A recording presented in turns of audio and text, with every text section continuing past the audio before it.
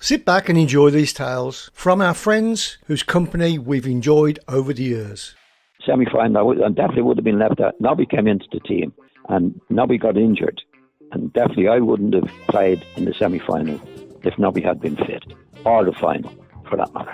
And funny enough, I in the final, I had no nerves at all, because I thought, I'm looking to be playing in this match, because I knew if Nobby was fit, I was going to play, so I'm just going to go out and play. And I was okay. I played well in the final, but apart from the Charity Shield, that was my last match for Manchester. But I knew I had to go. I mean, Matt lost total confidence in me after the Spurs game. He never said a word to me. He didn't say, "Look, you're only young and you can come on," and that. It was just out, and that was it. So it wasn't a happy time at that particular time. You did have some happy summers with Nobby, because Nobby is your brother-in-law. He married your sister, didn't he? So, yes.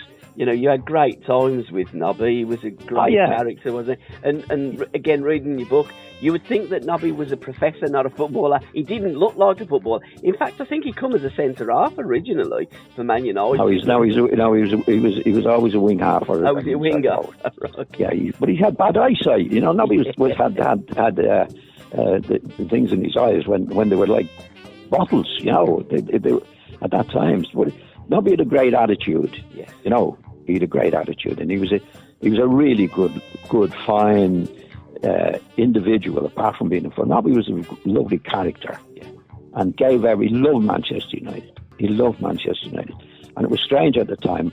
I was in digs with Nobby, or in his house actually, at the time when this was going on. I mean, there's no doubt Nobby had to play in a match, I think 4 or 5 days before the cup final, to prove his fitness, and he broke down. But Nobby, I definitely wouldn't have played in the final at that time if Nobby had been fit. SRB Media. What happened when your house burnt down? That's a classic, that is. It was funny, that. What happened, Tone? I'd my mates come up from Liverpool watch a game, and what happened on a Friday, it was me shaking back day. What I mean by shaking back day is that I'd go out to training on a Friday, I'd put some shaking back down, and I'd come home and do all the evenings, so my house was clean for the weekend. This was me day, and it was one of the time we used to have roller locks under the stairs, and it was like papers in there and air sprays, not air sprays, aerosols like pledge and stuff like that. Yeah. And what happened? Obviously, I didn't smoke, but I had some tin waste paper bins. And a couple of lads come down with some. I said, if you're going to smoke, go outside and put the Dockers. Used to have Dockers then in the tin. It was, I said, look, I'm going out. Do the hoovering for us. And a couple of lads from Liverpool come. They're doing the hoovers. Lovely. Come on, everything nice. But what they went and done, they went and hoovered the cigarette stub up into the hoover. Obviously didn't think anything because they thought it was out into the hoover. And they obviously they done everything. They put the hoover under the stairs, and. It just after the game, they went home. I went out. The lads. I went out for a meal with my girlfriend. And when I come back, the house had gone complete. I mean, the shell inside, it just completely and utterly gone. And it was a cigarette stump because the vacuum had a bit of a. It wasn't. It's the air was going it, so it just got going and got the bit of dust inside it, and it just heated up. And then it got going, and it lit the flames. Went to the papers in there. Then the papers ignited the bottles in a container like this pleasure, and it just exploded, and it knocked the door out. Went up. If I would have been in the house, I wouldn't survive. But it's the smoke that caused the damage. Yeah. But anyhow, so that's it. That's what happened. So anyhow, cut long story short, I'm coming home and I'm coming to the drive, and I can see the police. I think, Jesus Christ, and they're very quick. If I've had a drink, like they're in there before I even get home, like, you know what I mean. And then I realised, and I thought, look, I saw Gordon Cowans with his girlfriend on my driveway, and I saw a rubber plant. I thought, what? Nothing was sinking in. And then I saw the obviously the when I said the red lights, the blue light, it was a fire engine. And I thought, what? It was shock. He couldn't sink in. And then he told me, and I thought, okay, no, not better. Anyhow, I kicked this rubber plant up. It's the only time I got trapped a rubber plant in my life. So obviously I'm in shock, and I'm thinking, well, my girlfriend went home, and Gordon said he went back, and he said, well, this was on a Easter. as you know, at Easter End, used to play 2 games. Used to play on Saturday and Easter Monday. We just played Forest on the Saturday. We're European champions. Beat them 2-0. Great result. So we're playing on the Monday at Stoke. Yep. So I've gone out for something to eat with my girlfriend on the night, but we're training on the Sunday. Obviously, and that night I couldn't get it. I couldn't sleep. I sleep in the car, but early in the morning, I had to sort the doors. I had to go and see the damage and the smoke and all my clothes. I'd lost literally everything. I didn't save anything. And obviously, a single bloke at that age then, the only thing they would say was a couple of cans of lager and a couple of pints of beer in the fridge, a couple of pints of of milk and a couple of cans of lager in the fridge, and me rubber dollar gone and everything that melted, a lot gone, you know what I mean? So I was a bit upset about hooking Gertrude. I never found her again, So anyhow, so try again. I couldn't get up the stairs, and you can imagine I'm messing about trying to save things. There's nothing to save, everything gone. But obviously the soot and everything got on my clothes. I was in my hair, it was in my fingernails and everything. I think because you're in shock. So I've gone in for training, and Saunders obviously didn't know nothing about it, but he's seen me coming over, and he took one look at me. I mean, he must have guessed there's a problem. He didn't realise what it was, and he said, "Don't want to know your problem." He said, "I'm going to tell you this. I'm never going to say this to him. You're playing Monday. You're training today and you're playing Monday." Now, he's never told me everything before that. I was in the side before. I said, "Look, boss," he said, "I've lost everything. I had a fire at my house." He said, "We don't pay for that, son. We pay to play football. It's your problem sorted out on next week. Go in the hostel tonight, youth hostel down there." And Matt said, you're the first on my team sheet for, and that's what he said to us. He said, "We don't pay for that. We pay to play football, mate, and you had to go and play." And I'm glad he did do it that way, because he could have said, "Well, just forget it," you know what I mean? But he didn't. And the funny thing about it was, I had no clothes. All my clothes had gone. And I remember my girlfriend's father at the time. It was big waist at the time. He used to have the flare trousers and stuff like that. Probably the same you got what you're at the moment, mate. You know what I mean? So nothing changes. So I've had to borrow some trousers off him. We were a bit short. I had some oxblood shoes on. I still having light grey socks. I've had to go to a jumble sale on the Monday to try and get on the Sunday, try and get some clothes. And I've got these, and the waist's too big, my trousers. So I've had to borrow some braces. I've got a shirt that's ridiculous. I've got a big kipper tie and a check coat. I look like Charlie Caroni. I really did. And I just thought, this is ridiculous. This is. So I've got on the bus, and all the lads are just taking the piss out. There's no sympathy in that. They're just taking the piss, you're not sitting with us, blah blah. And it was a time that you used to go on the pitch, and you'd always check your own little patch out. You'd always put your foot down for divots, because the pitch is not like they were now. You're coming Easter time. The pitch is going to be a bit rough, so you're checking your. And I can still remember to this day when I was my hands were in the pockets because the trousers were too big, and the brace was on. I was trying to pat me thing, and my braces kept flying off. And I thought, fucking don't believe this. I don't believe this. I look like a clown, me hanging down my bleeding legs and everything. And they've got no sympathy, anything at all. You know what I mean? And but that was it. You just had to get on with it. But I just thought went away to Stoke, and I think I made the goal. I think Alan Evans scored, and I made the goal. So I've got to be honest with you. That game, I was on fire, mate.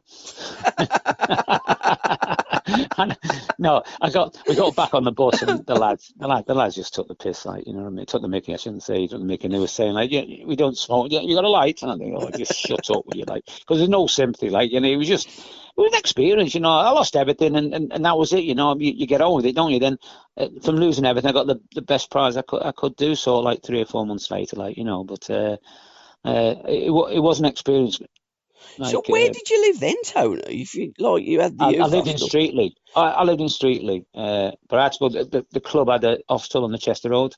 Right. Okay. And I had to go there until my house got sorted out. So I had to go back into the hostel. And I can still remember one time in the hostel, Brian McClure and all them lads were all been great players. I was there one day, and all of a sudden it started to hit me about this and my house is blah blah blah. And they had a cat in the hostel, and it was on the phone, and there was no mobile phones, I remember, and the phone was on the wall. And the phone went, and Jim, I think it was Jim Williams, it was on the phone, So I got into the hall and I don't know, somebody from back home phoned up and I was on there for about 5 minutes. And when I come back, because all lads used to eat together in this big table, when I come back, the bleeding scabby cat was eating me dinner, wasn't it? And nobody was saying anything to it, like, and I thought, it just done me that. I thought I was going to strangle the cat, like, you know what I mean? So I thought, that puts it all in. Yeah, I've lost my house, lost everything else, and even the cat's now eating me bleeding dinner, like, you know what I mean? And SRB Media.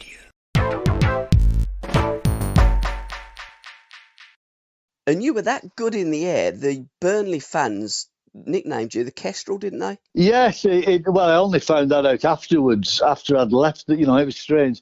You find out these things. I didn't know that's what they call me. But yeah, that's a nice little accolade. And it was my pride and joy, really, because I used to enjoy playing against centre halves who were about 6'6". Yep.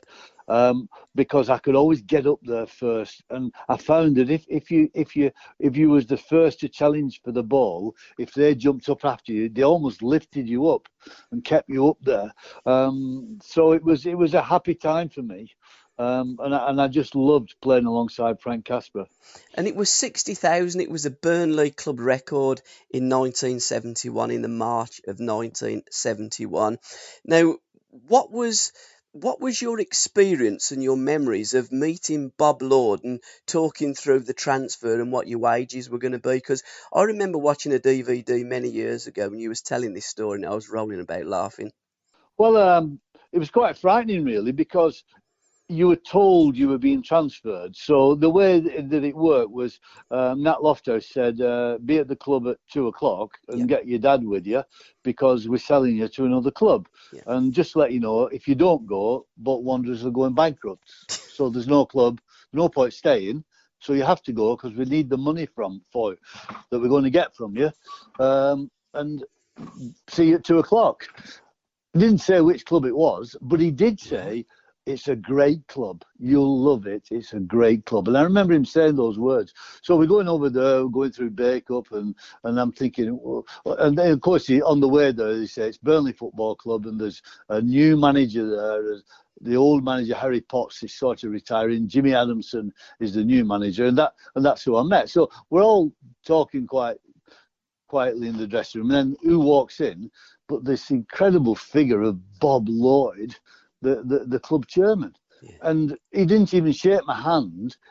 He didn't even say hello or acknowledge my father. He walked up to me and he literally wagged his finger in front of my face. And he said, you're on 80 quid a week, extra 50 quid if we win. If you don't score 20 goals a season, you're on your bike back to Bolton. Have you anything to say? And he was like, oh. and as he said, have you anything to say? He took his hearing aids out. He had two great big black hearing aids, and he put both his hearing aids on my contract. And he said, you've anything to say, I can hear bugger all. And that was it. So we all just stood there around this boardroom table. So I cheekily wrote my name on the contract without going any further. And I thought, you crafty, and I whispered under my breath, you crafty old bugger. But I was obviously pleased to sign for Burnley. And the next minute, Bob Lloyd, he's whipped my contract up. He wanted to get out. He was on his way somewhere. He put it in his inside jacket pocket. He picked up his old black ivory hearing aids. He screwed them back in his ear. He picked up his cigar and he looked at me. He says, welcome to Burnley Football Club. If they wants to do well, here, lad, take my advice. Score plenty of goals, keep yourself out of bother, and never call the chairman a crafty old bugger again.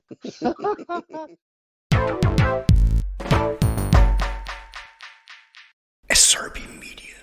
Well, first schoolboy error there, a little bit like Colo Torre when he passed the ball across his goal line. Yeah. You were saying Brian would have given me the marching orders there for that big If fella. you'd have been interviewing Cloughie now, you'd have been on your way. Hey, up it. Was he that strict? He was strict. He was. Yeah. It depended what mood he came in. I mean, I loved him. I got on great with him and had some fair old tussles with him. He used to make me laugh. I couldn't stop laughing at him half the time. But yeah, for me, people talk about the all-time greats. He's certainly, in my time, he was the greatest manager. I think it's the greatest British manager I competed against anyway. How difficult was he? Because you had quite a few, I wouldn't say set twos, but you must have had one or two shenanigans with Cloughie. Not really, no. I tell you what, when I was at West Brom, I got on great with him. Yeah. Then when I went to Manchester United, apart from business, he totally blanked me. Wouldn't come and have a drink afterwards. But that wasn't just me; that was everybody. Mm-hmm. It was something he had this thing against the big clubs: Manchester United, Liverpool, Arsenal. You know, he had this, if you like, a siege mentality. When I left United, 2 weeks after I left United, I bumped into him at the City Ground, Nottingham. I was doing a game for television, and the first thing he said to me was, "Hey, come on, let's go and have a drink." And one of my mates said, "Well, what about the previous 6 years?" I said, "Well, that's Cloughie. You know, it wasn't me. It was the very fact that it was Manchester United. He had this, if you like, siege mentality against." And he seemed to have that with Leeds United and any big type of club. Let's talk briefly before we go back to the dairy on Goodison. When you were at Albion, I remember you telling me a while ago, a situation with Cloughie and the dugouts. Oh, yeah. Brian had his special dugout, didn't he? Well, yeah, it rebounded on me years later, but what it was, when you used to play at the City Ground, the visiting dugout, the tunnel was right down the end, right down in one corner where the teams came out. The visitors' dugout was to the left of that. Brian used to have his own dugout right on the halfway line. Yeah. Subsequently, you might as well have been sat on a boat in the Trent watching the match. You know, you're that far away. And I remember commenting one day after we played them there about it, and it's Peter Taylor actually burst out laughing. He said, "Well, you know what that's for, don't you?" A bit later on in the season, we played them back at the Hawthorns, and the Hawthorns, then the main stand was being rebuilt. So, and only by the time we played them, only one half of the ground had been built, one half of the stand, and that included the home team dugout. So what they did on the other side of the tunnel where the teams came out, they put a temporary dugout for the visitors. There, the match, I went in, and I said to the ground, "See that dugout? Take it and put it right in that far corner amongst all those JCBs and diggers and all sorts." And it was bucketing down with rain. And, you know, fortunately we beat them 2-1 as well. But as I'm all stood in the dry in decent suit and overcoat, and they come tramping up through tyre tracks and all sorts, and I just nodded and went, "It's all right down there, isn't it?" Then I cleared off. Funnily enough, years later when I did that, when I went to Forest, I actually, because I'd only ever been to Forest as a visitor, when I walked along, the first day I went there with the Arsenal match, when I was manager, when on my first home debut, I was walking along that front there and I saw the dugout, and remembering that they'd only had one dugout, jumped in there. Well, I jumped into the Arsenal dugout, hadn't I? But they'd been forced to put two dugouts on the halfway line as a sort of concession to the Premiership rules. So it rebounded on me a little bit there, but caused a few laughs anyway.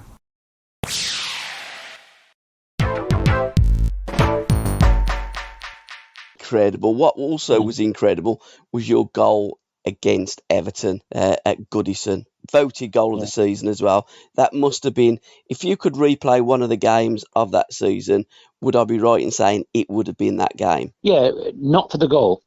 Right, okay. For the performance of the lads in Everton, because Everton was always a hard place to go to. Little ground, passionate supporters on top of you, a great stadium to play in because you can sense the atmosphere. It's like a coliseum. You go in there and the stands are up there, and and they're on, and they buzz Everton. The first 20 minutes they come at you, it's just the crowd demand that, and it was just the overall performance. We were superb. There's only one performance we put in better than that one. That was that when we beat Liverpool at home.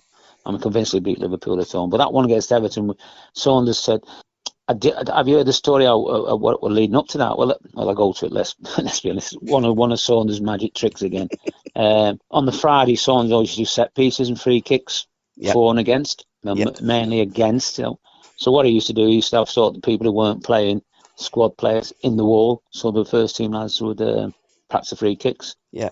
And he'd always give a bib to the lads who weren't playing. So he's come up to me and he said, "Yeah." I said, "Well, what do you want me to do with that?"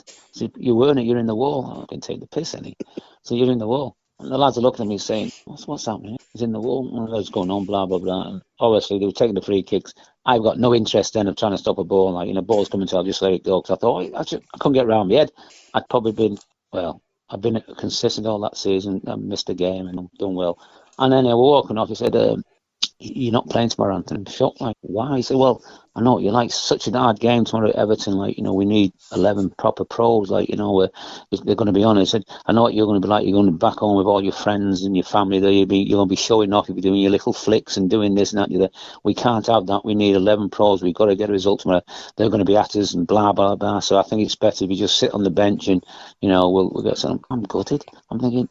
And he just walked away. So you're not playing, simple as that. For that reason, because I'll be too flash. I'll be trying to do things, and honestly, and don't forget, it wasn't the time then. You didn't have mobile phones like that. So I was phoning home to people. I said, "Look, I'll get your tickets, but I'm not playing." So why? So I told them, and I was absolutely gutted. Everton's my team. I had loads of family and friends there. And I wanted to play in front of them at Goodison and all that. It was only natural. Anyhow, so we're gone through. I didn't sleep that night. I'm well pissed off. We've gone up to Liverpool and having a meal and had a meal and still hasn't named anything. And we've gone to Goodison Park and I'm dejected. I'm at the back of the bus. My head's gone. I'm thinking, I can't believe this. The lads know that I'm a bit peed off with the situation, so they're staying away from me. Yeah. So we got in the dressing room. He's coming as usual. Took his gloves off as usual, whacked them down, and he said, "I've had a change of mind." He said, "I think the young lad, I think it was Pat Hurd, I might have been Pat Hurd, I can't remember. I don't know. I think the young lad, Pat, because he just come from Everton, I think the young lad, Pat, might be a bit too much for him going back. I think, Tony, you're back in the side." Well, my head had gone, and all he'd done, once again, a master stroke. He'd wind me up, and I just want to get out there and just show him what a prat he was. And actually, the first 2 or 3 minutes and 5 minutes, I got the ball. Listen, they could have put 20 defenders on me, and nobody's going to get the ball off me then. And I was going to hit it.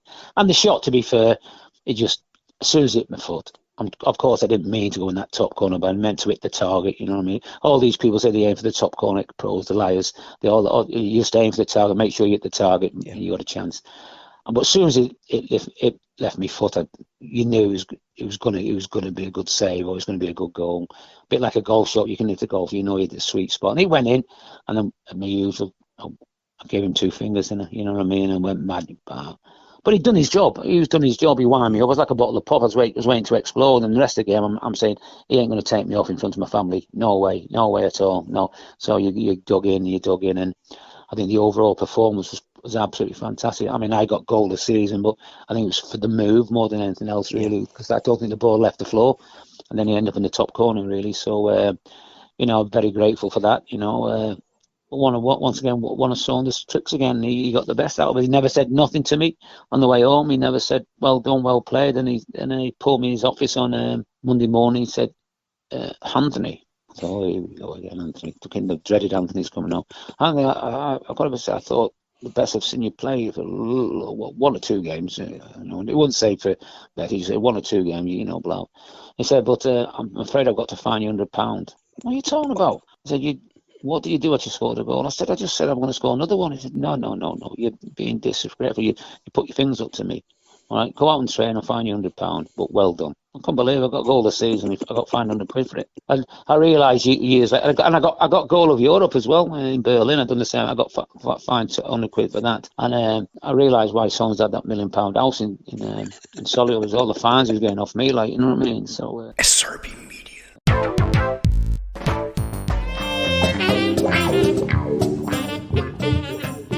Up came Jock, and I said to him, "You've been upstairs, Governor?"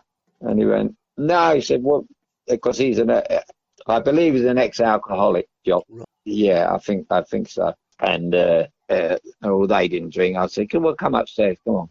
And so we went back. So I wasn't allowed to go up there twice because we've been told. So we were there, and I knew what was going to happen. I was having a lovely chat with Jock. I was close to heaven when I'd been on a big Boeing right up high in the sky. I mean, standing with Jock Sim, and he reminded me so much of Waddington. It was untrue. It was like I was standing there with a pair of them, and then all of a sudden, I just see this head pop up from the stairs, and he said, "You do realise you've been up here once?" And I looked at Jock, and he looked at me, and he kind of got the message, Really, is that what happened, And I just said, "Terry, no, I just needed a moment. It's been that long since I've seen a decent manager." And his face was like, and then Jock looked at me and he went, "I don't think you should have done that." I said, "Well, what do you expect me to do?" So that, and that was just enough. So that was kind of the last time I spoke to him before we got to Melbourne, and the next time was when he sent the message along that we were going home. A reminder, you can catch all our podcasts on Apple, Spotify, Amazon and all major podcast platforms.